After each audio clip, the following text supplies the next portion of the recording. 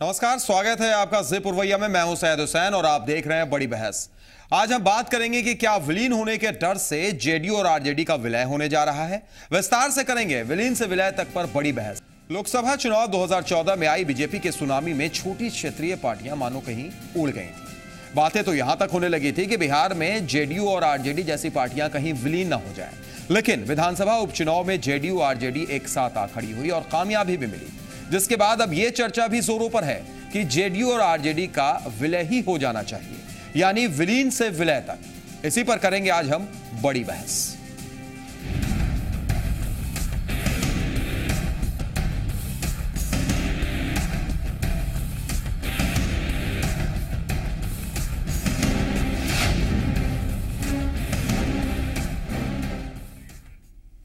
RJD सांसद पप्पू यादव ने बिहार के 2015 महासमर में उतरने से पहले एक नया सुझाव दिया। पप्पू यादव के मुताबिक आरजेडी और जेडीयू का विलय हो जाना चाहिए ताकि बीजेपी को बिहार में रोका जा सके। लेकिन क्या इस फॉर्मूले पर सहमति बनेगी? क्या नीतीश और लालू एक ही दल में एक साथ रह पाएंगे? जानते हैं इस रिपोर्ट में।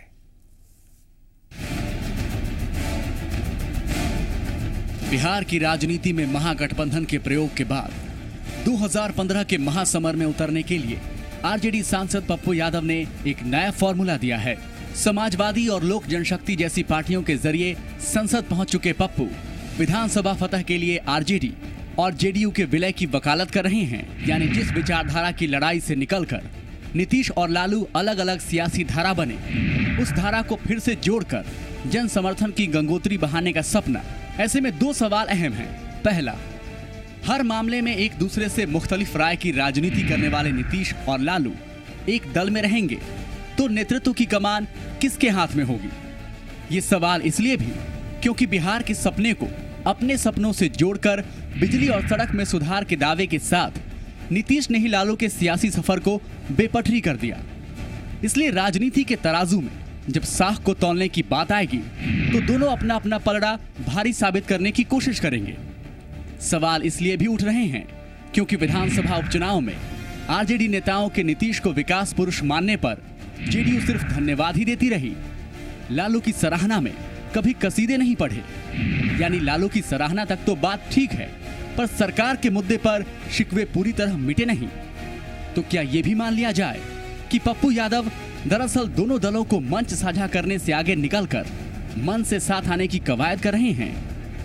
पप्पू यादव के सुझाव से निकला दूसरा सवाल उस वर्ग को लेकर है जिसकी राजनीति लालू और नीतीश करते रहे हैं। 90 के दशक में पिछड़े वर्ग का मसीहा बनकर लालू सत्ता तक पहुंचने में कामयाब हुए। फिर नीतीश पिछड़ों की बात कर आगे बढ़ते गए, पर जब उसी वर्ग ने 2014 के लोकसभा चुनाव में बीजेपी का दामन थामा तो सारे मिथक टूट गए। इसलिए सवाल यह भी कि 52% पिछड़े मतदाताओं के वोट के बिखराव को रोकने के लिए क्या एकमात्र तरीका यही है कि नीतीश के विकास के नारे में लालू के समाजवाद की छौंक लगा दी जाए? वैसे भी मुद्दों की लड़ाई की बात कहकर नीतीश लोकसभा चुनाव में मात खा चुके हैं, तो क्या नीतीश विकास के नारे पर जाति की राजनीति को हावी होने देंगे? चुनौतियां इसलिए भी बढ़ जाएंगी क्योंकि जेडीयू में बगावत का सिलसिला जारी है और आरजेडी से जेडीयू में जाकर असहज होने वालों की लंबी फहरिस्त। इसलिए सवाल यह भी कि अस्तित्व बचाने और एक अने मार्ग तक पहुंचने की लड़ाई में क्या दोनों दल एक हो पाएंगे? ब्यूरो रिपोर्ट, जी मीडिया। तो देख लिया आपने ये रिपोर्ट, जिसके बाद यह सवाल जरूर एक खड़ा हो रहा है। पप्पू यादव ने जो फॉर्मूला दिया है कि विलय हो जाना चाहिए जेडीयू और आरजेडी का, क्या यह मुमकिन है? इसी पर हम आज करेंगे बड़ी बहस। हमारे साथ कुछ खास मेहमान स्टूडियो में इस वक्त मौजूद हैं, उनसे आपका तारुफ करा देते हैं। सतीश कुमार जी हमारे साथ हैं, जेडीयू नेता, बहुत बहुत स्वागत सतीश जी आपका। संजय टाइगर साहब हैं जो बीजेपी नेता है, बहुत बहुत स्वागत संजय जी आपका भी। हमारे साथ इस वक्त अशोक सिन्हा, डॉक्टर अशोक सिन्हा भी मौजूद हैं जो आरजेडी के नेता हैं। और इस पूरे मामले पर चर्चा के लिए हमारे साथ वरिष्ठ पत्रकार सरोज कुमार सिंह भी मौजूद है। बहुत बहुत स्वागत सरोज जी आपका भी। पहला सवाल हम करना चाहेंगे जेडीयू से, सतीश जी हमारे साथ मौजूद हैं। ये चर्चा चल रही है सतीश जी, और ये भी कहा जा रहा है कि भाई विलय हो जाना चाहिए अब, क्योंकि एक वक्त तो ये बोला जा रहा था कि शायद आरजेडी और जेडीयू कहीं विलीन ना हो जाए। हालांकि विधानसभा के उपचुनाव में ऐसा नहीं हुआ क्योंकि महागठबंधन हुआ, सब एक आ गए। इसी के बाद अब यह भी कहा पप्पू यादव ने कि क्यों ना जब ऐसा हुआ ही है तो विलय हो जाए और सबसे अच्छा यही होगा। तो क्या इस फॉर्मूले से आप सहमत हैं?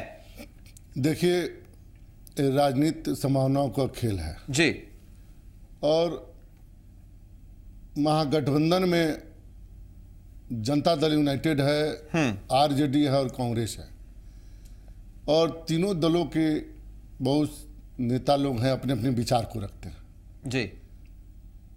महागठबंधन जब तय हो गया विगत विधानसभा चुनाव में जी, और जो विगत विधानसभा चुनाव के बाद जो परिणाम आए बिहार के आम आवाम के सामने, देश के आवाम के सामने, बहुत सारे लोग अपने अपने तरीके से उसको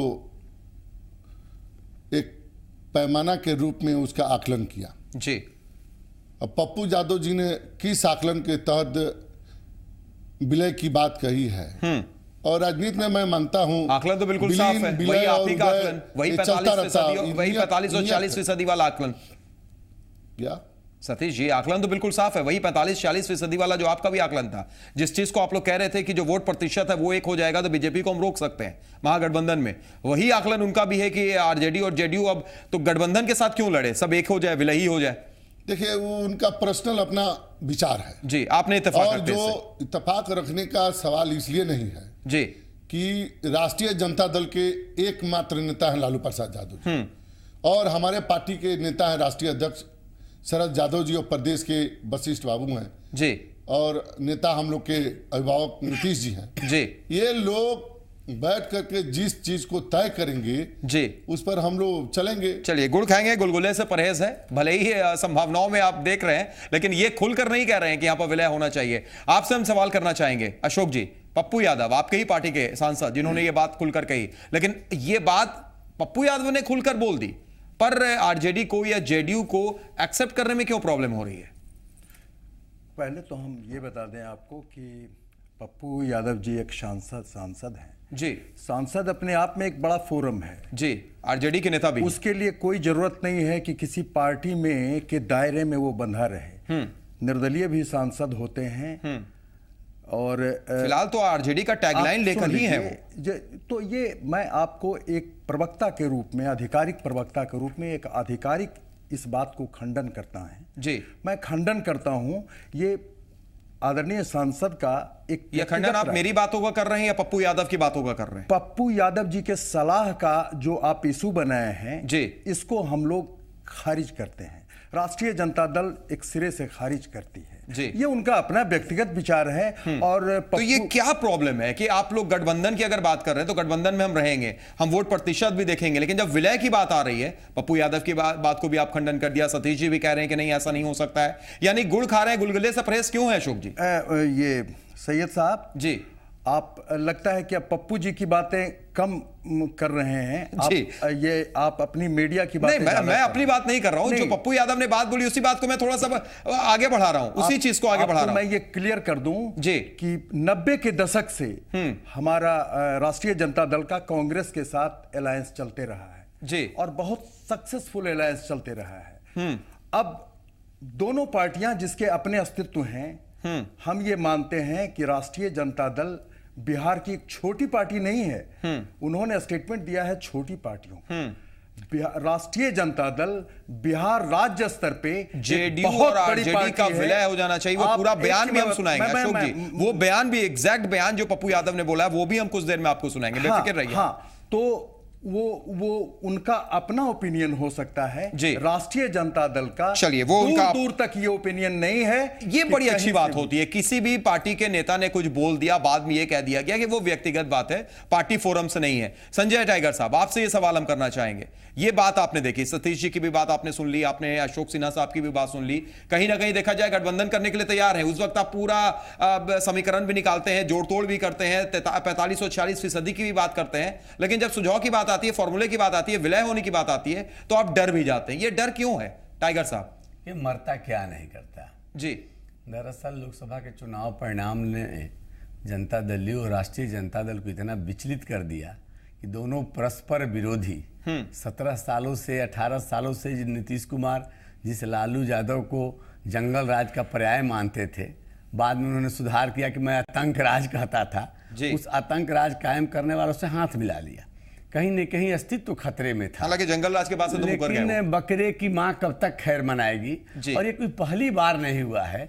आप पीछे अगर जाएंगे, जब देश में कांग्रेस पार्टी बहुत ताकतवर पार्टी थी, उससे लड़ने की ताकत किसी एक पार्टी में नहीं थी, तो कई पार्टियों ने गठबंधन बनाया। यानी आप इशारा कर रहे हैं कि बीजेपी से डर रही है। और 77 में तो कई दलों का विलय हो गया जी कांग्रेस से लड़ने के लिए। जी मुझे लगता है कि पप्पू यादव जी का यानी यह टाइगर अनुभव साहब, है। आप वही इशारा कर रहे हैं कि बीजेपी से डर कर ये सारी चीजें हो रही हैं। वही कहना चाह रहा हूं जी। कि बीजेपी इतनी बड़ी ताकत के रूप में उभरी है कि उससे अकेले लड़ने की मादा और क्षमता इन दलों में नहीं है। और अब गठबंधन के बाद भी इनको भय सता रहा है कि सीटों के सवाल को लेकर के, नेतृत्व के सवाल को लेकर के आगे संकट आने वाला है। इसलिए पप्पू यादव जी उस संकट को भांप रहे हैं और इसलिए विलय की सलाह दे रहे हैं। भारतीय जनता पार्टी से बचने का, लड़ने का, उसकी जो प्रवाह है, भारतीय जनता पार्टी को जो जनाधार है, नरेंद्र मोदी का जो जनाधार है, बिल्कुल उससे कैसे बचे उसके उपाय। चलिए बिल्कुल। सरोज जी, आप पे वरिष्ठ पत्रकार हैं, जिस तरफ टाइगर साहब इशारा कर रहे थे जब विलय की बात कर रहे थे उस सन 76-77 की, वो उन्होंने एक जिक्र निकाला। आपने भी कई राजनीति का महासमर देखा है इतने सालों में। क्या आप मानते हैं कि सही में जो पप्पू यादव जी की एक नसीहत, सुझाव या फॉर्मूला, ऐसे जो हम नाम दे दें, ये जायज है? और अगर जायज है तो क्या सही मायनों में यही वजह है कि बीजेपी से डर कर ऐसी फॉर्मूले की बात सामने आ रही है? देखिए, जैसा कि दोनों दलों के प्रवक्ताओं ने भी कहा कि, और उसका खंडन भी कर रहे हैं आरजेडी वाले, की जो राय थी पप्पू यादव की, वो निश्चित तौर पर उनकी व्यक्तिगत राय है जी। लेकिन जो दूसरी बात आप कह रहे हैं कि एक भाजपा का डर है, आम चुनाव होने वाले हैं, अगले साल चुनाव है बिहार में, इतनी सीटें दांव पे लगी हुई है। एक अभी महागठबंधन का रिजल्ट आया अभी उपचुनाव में, कहीं से इन लोगों को लगा कि ये परिणाम आए हैं, हमारे महागठबंधन का ये प्रतिफल है, वो प्रयोग जो हम लोगों ने किया वो सफल हुआ है। तो एक आशा की किरण महागठबंधन में उपजी है जी। अब जो दूसरा सवाल पैदा हो रहा है कि फ्रंट रनर कौन रहेगा। आप अपनी बार बार चर्चा करते हैं, यहां पर भी चर्चा हुई थी कि आखिर कमान किसके हाथ में होगी जी। तो अब जो पप्पू यादव का बयान है उस संदर्भ में देखने की जरूरत है कि आखिर जो बयान आया है उसका माने मतलब क्या है। चलिए, यानी आप ये कहना चाह रहे हैं कि एक डर दूसरा डर है। सतीश जी से यह सवाल हम करना चाहेंगे, क्या सरोज जी ने जिधर इशारा किया, जिस चर्चा को उधर ले जाना चाह रहे हैं कि कहीं ना कहीं बात यह है कि नीतीश कुमार, लालू प्रसाद यादव, दो नेता एक ही दल में अगर आ जाते हैं, अगर विलय हो जाता है तो फिर नेता की बात सामने आ जाएगी। शायद सरोज जी यही कहना चाह रहे हैं, नेता की बात आ जाएगी, कौन अव्वल, कौन बड़ा, नीतीश बड़े, लालू बड़े, और इस चीज से बचने के लिए विलय से इनकार किया जा रहा है। देखिए, सबसे बड़ी बात है जी कि विलय शब्द का जहां तक बात हो रही है और नेता कौन होंगे, आपको हम बताना चाहते हैं कि चुनाव में, राजनीतिक में विलय होता है जी, गठबंधन भी होता है, महागठबंधन भी होता है जी। तो अभी विलय का कहाँ सवाल है कि नेता चुनने का। तीनों पार्टी के, कांग्रेस के सोनिया जी हैं, जेडीयू के हमारे, चलिए कांग्रेस की हम बात नहीं कर रहे हैं विलय की, हम इसलिए कह रहे हैं कि यहीं से टूट कर ही निकली है। विलय शब्द का एक सांसद महोदय ने बोल दिया जी, उनका अपना व्यक्तिगत विचार है। ये क्यों होता है व्यक्तिगत विचार? क्यों? क्या वो आरजेडी से नहीं है? क्या वो किसी पार्टी से नहीं है? भाई ने बोला जी कि पूरे सिरे से खारिज करते हैं आरजेडी के जी, तो विलय का क्या? यही तो सवाल है कि क्यों ऐसा होता है। बहरहाल अब देखिए, सवाल है जी कि 17.5 साल बीजेपी गाना गा रही है, कैसेट बजा रही है। चलिए वो बात हमको कहना है कि जब दो भाई बिछड़े हुए जी आज मिल गए तो पेट में दर्द क्यों? आज देश की जनता रो रही है। आप उसे पेट में दर्द कहें या बीजेपी उसे कहे कि डर है, कुछ तो है, वजह तो है। सतीश जी पार्टी को बिहार में डर नहीं, आपको बताना चाहते हैं। चलिए, मजबूरी एक ब्रेक की है, ब्रेक के लिए हम रुकेंगे। चर्चा, ये गर्मा गर्म चर्चा जारी रखेंगे। टाइगर साहब के पास भी आएंगे, एक छोटा सा ब्रेक, तुरंत लौट रहे हैं, कहीं मत जाइएगा।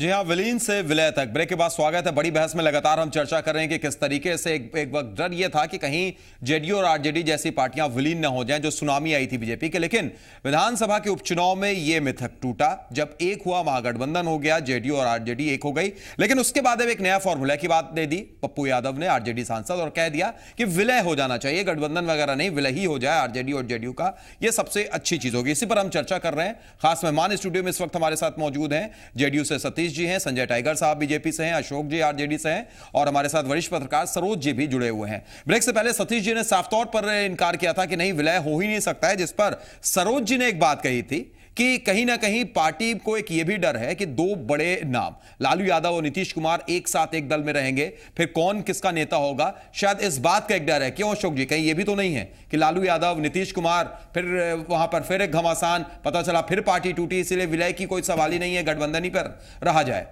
ये आपका कंजेक्चर्स है। सरोज जी ने भी इस बात को बोला है। ये नहीं जी, ये लेमैन का या मीडिया का कंजेक्चर्स हो सकता है। हम कंजेक्चर्स यानी स्पेकुलेशन पे कुछ बात नहीं करेंगे जी। ग्राउंड रियलिटी यही है कि आज के दौर में चाहे कांग्रेस या बीजेपी, दोनों नेशनल पार्टियां जो हैं वो भी अकेले चुनाव नहीं लड़ सकती हैं। आज बिहार में देखिए, बीजेपी की ताकत नहीं है। लोकसभा में 338 सीट बीजेपी को अकेली है। जरा सा पूरा कर लेने दीजिए जी। आज बीजेपी को भी वो ताकत नहीं है कि बिना लोजपा और बिना उपेंद्र कुशवाहा की पार्टी के वो लड़ सके। और लोगों का मानना है, बीजेपी खुद मानती है कि रामविलास जी का वोट जो है उसे कम से कम 15-20 कॉन्स्टिट्यूएंसी में उसे बहुमत दिला दिया। और जहां लीडरशिप की बात है तो अनइंस्पायरिंग लोग जो बीजेपी में लीडरशिप के रेस में हैं और खुद रामविलास जी के लोग उनको लीडरशिप में आगे कर रहे हैं, तो लीडरशिप की कहां बात होती है? जब अलायंस होता है तो जो बड़ी पार्टी होती है उसका नेता अलायंस का लीडर होता है। तो यही बड़ी पार्टी और पुरानी पार्टी की अगर बात होगी तो यहां पर तो फिर एक बार चर्चा चलेगी। हालांकि उस बात को आप ये बार बार कह रहे हैं कि फिलहाल लीडरशिप वाली कोई बात नहीं है, कोई बात नहीं। चलिए ये बात हम संजय टाइगर साहब से भी जानना चाहेंगे। टाइगर साहब, जिस तरीके से हर चीज होती है बीजेपी पर एक गेंद फेंक दी जाती है, अभी भी लगातार, चाहे सतीश जी हो या अशोक जी हो, बीजेपी को जरूर इस पूरे इसमें लाना चाह रहे हैं। इसलिए मेरा सवाल आपसे भी, क्या आप ये मानते हैं कि एक डर बना हुआ है कहीं ना कहीं लालू यादव या नीतीश कुमार या फिर शायद कोई और? निसंदेह। और इसी कारण से अभी सतीश जी बोल रहे थे कि बड़े भाई छोटे भाई मिल गए हैं जी। मिलना और शरणागत होना दोनों दो बातें हैं। समर्पण करना दूसरी बात होती है। खुद लालू जी ने कहा कि छोटा भाई आकर पैर पर गिर गया तो क्या हम ठोकर मारते? नीतीश कुमार शरणागत हुए हैं लालू जी के चरणों में और अपने नीति को, सिद्धांत को, लोकलाज को, सब पर को ताक पे रख दिया क्योंकि उनको विलीन होने का खतरा था। और मैं तो मानता हूं ये आपस में विलय करें या तालमेल करें। आम चुनाव जब विधानसभा का होगा तो इनका विलीन होना बिल्कुल तय है, क्योंकि पूरे बिहार में जिस तरह का शासन चल रहा है, विधि व्यवस्था इनके नियंत्रण में नहीं है, आतंकवाद, नक्सलवाद की गतिविधियां बढ़ रही है, तो कानून का राज नहीं है। मंत्री कहते हैं कि अधिकारी हमको मिलने का समय नहीं देते हैं। ये बिल्कुल अराजक स्थिति है और केंद्र में यही अराजक स्थिति यूपीए के शासनकाल में था। तो लोगों ने वहां परिवर्तन किया और जो ये उपचुनाव हुआ इसमें किसी की सरकार बननी बिगड़नी नहीं थी। स्थानीय कारण थे, स्थानीय समीकरण थे, उम्मीदवारों के अपने प्रभाव थे, लेकिन आम चुनाव मुद्दों पर होगा और जनता को तय करना है। क्या बीजेपी की सरकार बने जिसकी केंद्र में हुकूमत है और बेहतर तालमेल बने, या जंगल राज 2 टाइगर साहब, मुद्दों पर का खात्मा होगा, बीजेपी सत्ता। टाइगर साहब, मुद्दों पर चुनाव होगा। बिहार में अगर देखा जाए तो कहीं ना कहीं आज भी जाति जो राजनीति है वो जरूर हावी रहती है। सरोज जी, क्या एक वजह यह भी है जो जाति राजनीति की जो बात हुई, 52% अगर वोट बैंक अगर आप देखें, जहां तक सवाल है पिछड़ों का, तो क्या उस वोट बैंक में बिखराव ना हो, इसको भी लेकर ये सब एक होना चाहते हैं, विलय होना चाहते हैं, ताकि बीजेपी को रोका जाए, उस बिखराव से बचाया जाए पार्टी को? क्या एक वजह हो सकती है ये? नहीं, जहां तक विलय का सवाल है, जैसे बोल रहे हैं, एक काल्पनिक सवाल है, एक बयान है एक सांसद का कि विलय हो जाएगा। विलय के अगर चीजों को हम लोग समझने की कोशिश करें तो विलय का अर्थ क्या है? विलय का अर्थ है कि भाई आप जो 52% की बात कर रहे हैं उसमें थोड़ा सा भी बिखराव नहीं हो, लेकिन ये संभव नहीं है। एक महागठबंधन के तौर पर या विलय के तौर पर ये मान के नहीं चला सकता है कि अति पिछड़ों या पिछड़ों की जो 52% आबादी है वो पूरी तरह से एक महागठबंधन गठबंधन के साथ आ जाएगी, क्योंकि अब मंडल और कमंडल की राजनीति से बिहार और देश आगे जा चुका है। अब जब अति पिछड़ों की बात करेंगे तो अति पिछड़ों में भी विभाजन है। जैसे लोकसभा चुनाव में हुआ, उसमें बीजेपी ने बहुत तरीके से सेंध लगाई है, इसलिए अब लड़ाई मंडल और कमंडल से आगे की है। आप जिस संदर्भ में बात कर रहे हैं, पप्पू यादव के संदर्भ में बात कर रहे हैं, उनके बयान के संदर्भ में बात कर रहे हैं, तो इसमें एक परिप्रेक्ष्य ये देखना चाहिए कि जो महागठबंधन के भीतर की जो राजनीति अब आगे होने वाली है, उसको लेके ये कवायद शुरू हुई है। एक चाल पप्पू यादव की तरफ से चली गई है, एक यादव नेतृत्व की भी बात है। लालू यादव बीमार हैं, चुनाव नहीं लड़ सकते हैं, आगे की लड़ाई कन्विक्टेड है, हाँ कन्विक्टेड है, चुनाव नहीं लड़ सकते हैं, सक्रिय राजनीति में है लेकिन चुनावी प्रक्रिया में भाग नहीं ले सकते हैं। तो एक यादवों के बीच जो एक नया नेतृत्व उभरना है, पप्पू यादव के इस बयान को उस संदर्भ में भी देखने की जरूरत है। सतीश जी, एक बड़ा सवाल की तरफ सरोज जी ले जा रहे हैं हमें, क्या मानते हैं आप इस बात को? ये कोई जातिगत, भाई सरोज जी ने जो इशारा किया है इसको हम सिरे से खारिज करते हैं, और जातिगत यादव का कोई सवाल नहीं है। आपको एकदम स्पष्ट शब्दों में मैं कहना चाहता हूं जी कि महागठबंधन में जहां एक तरफ नीतीश कुमार का काम किया हुआ विकास का, सड़क पुल पुलिया से लेकर के जो लॉ एंड ऑर्डर तक का काम किया गया है, तो दूसरी तरफ महागठबंधन के जो नेता हैं लालू प्रसाद यादव जी, उनका सामाजिक न्याय का भी काम किया हुआ है। जो बिहार में जो लोग पिछड़े हुए लोग थे, यही मेरा सवाल है कि जब विलय हो जाएगा तो किस चीज को प्रोजेक्ट किया जाएगा, किस चीज को आगे बढ़ाया जाएगा? हम कहते हैं क्या लालू नीतीश कुमार के विकास की बात होगी या लालू यादव के? नहीं, देखिए आपको मैं स्पष्ट शब्द में कहना चाहता हूं जी, ये विलय आप स्टूडियो में बैठ के तय कीजिएगा। हम कहां कर रहे हैं? ये तो आपके पप्पू यादव, हमारे महागठबंधन के एक माननीय सांसद ने बोला, उनका अपना विचार है, वो पार्टी का, महागठबंधन का सामूहिक विचार नहीं हो सकता जी। सामूहिक विचार तब होता जब हमारे नेता बैठते। अशोक जी, क्या ये सभी लोग बैठते पप्पू यादव आरजेडी से ताल्लुक नहीं रखते हैं? क्या आज आप कुछ कहेंगे या आरजेडी से कोई नेता कुछ कहता है, आप भी कुछ अभी कह रहे हैं, हो सकता है 2 घंटे के बाद आप ये कह दीजिएगा कि मेरा व्यक्तिगत बयान था?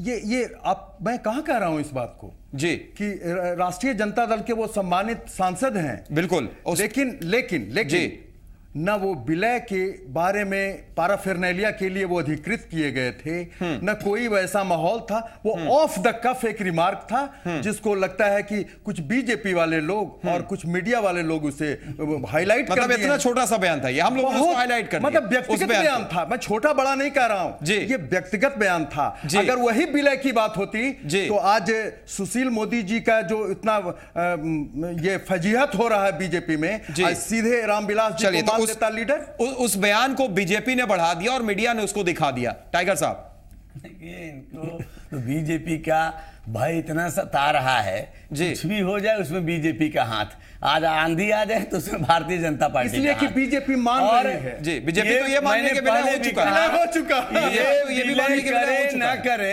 बीजेपी का विलीन होना तय है जी। अब एक बात आप जान लीजिए, दोनों दलों के जो स्वरूप है उसको देखिए। एक तरफ राष्ट्रीय जनता दल परिवारवादी पार्टी, लालू जी नेता, उसके बाद राबड़ी जी नेता, मीसा जी नेता, और उनके दोनों जो लालू राबड़ी जी के दोनों पुत्र हैं वो नेता। कहीं ना कहीं इसको देखते हुए ही पप्पू यादव ने ये बयान दिया है, उनको दिखाई दे रहा है कि क्या होने वाला है। और दूसरी तरफ नीतीश जी की पार्टी व्यक्तिवादी पार्टी, भले शरद जी राष्ट्रीय अध्यक्ष हैं और वशिष्ठ नारायण प्रदेश अध्यक्ष हैं, ये दिखावे के लोग हैं असली, और मुख्यमंत्री जीतन राम मांझी है, लेकिन सत्ता के पीछे से, पर्दा के पीछे से, बुरके के पीछे से सत्ता का और पार्टी का दोनों का अकेले संचालन नीतीश कुमार कर रहे हैं। तो इन लोगों को इस बात का खतरा है। अब ये बता रहे थे कि बड़ा व्यक्ति हो, तो अब दोनों में लड़ाई शुरू हो गई कि जो बड़ा, हम तो जब जनता दल यू के साथ थे, समता पार्टी के साथ 2000 में मिलकर चुनाव लड़े थे, समता पार्टी से ज्यादा सीटें हमारे पास थी, नीतीश कुमार को मुख्यमंत्री हमने बनाया था।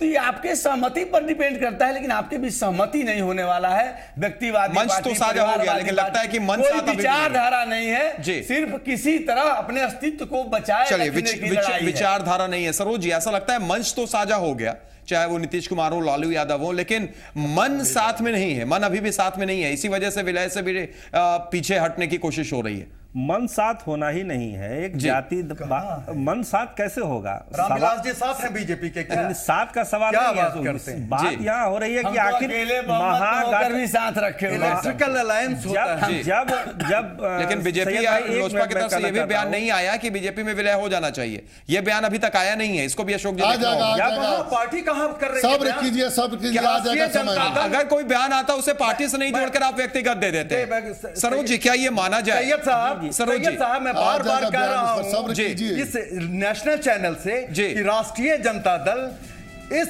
विचार का खंडन कर रही है। आप क्यों उसको मान रहे हैं कि ये विचार होते हैं? एमपी तो बहुत बड़ा प्लेटफॉर्म है, वो पार्लियामेंट में बहस करता है, हर चीज टीम गेम, लेकिन टीम गेम होता है। अगर विराट कोहली या वीरेंद्र सहवाग रन बनाते हैं तो वो भारत के लिए बनाते हैं, अपने लिए नहीं बनाते हैं। होता है वैसे ही तो हो रहा है। अलायंस का मतलब वही होता है कि सारे लोग एक खास मुद्दे पे सहमत होके और फिर रन बनाए, जैसे कि महागठबंधन ने रन बनाकर बीजेपी को बोल्ड आउट कर दिया ना। चलिए खैर, मान नहीं रहे हैं। बिना एक छोटे से ब्रेक के लिए हम रुकेंगे, तुरंत लौटते हैं, चर्चा हमारी जारी रहेगी। ब्रेक के बाद हम ये भी दिखाएंगे कि पप्पू यादव ने आखिर किस तरीके से ये बयान दिया था और उनका मकसद क्या था।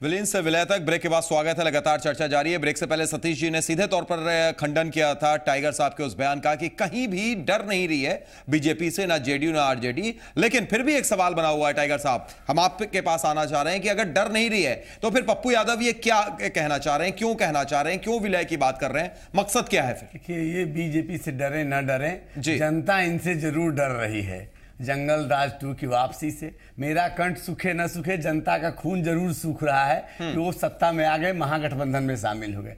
और मैं एक बात बता दूं, ये जो उपचुनाव के परिणाम से बड़ा खुश हो रहे हैं, 2009 में जो उपचुनाव के परिणाम आए थे और फिर 2010 में जो आम चुनाव के परिणाम आए, सबके सामने है। ये इनकी हंसी का फूर होने वाली है, खुशी का फूर होने वाली है, भले मन को बहला लें।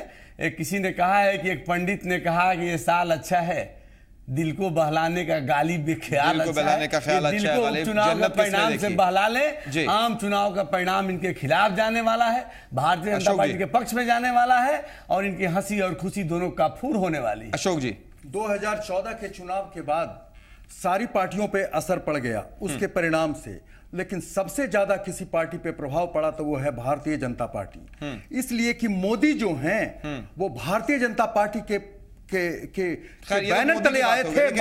मगर आखिरी मिनटों में भी आप ये मानेंगे कि आरजेडी के ही सांसद है पप्पू यादव जी?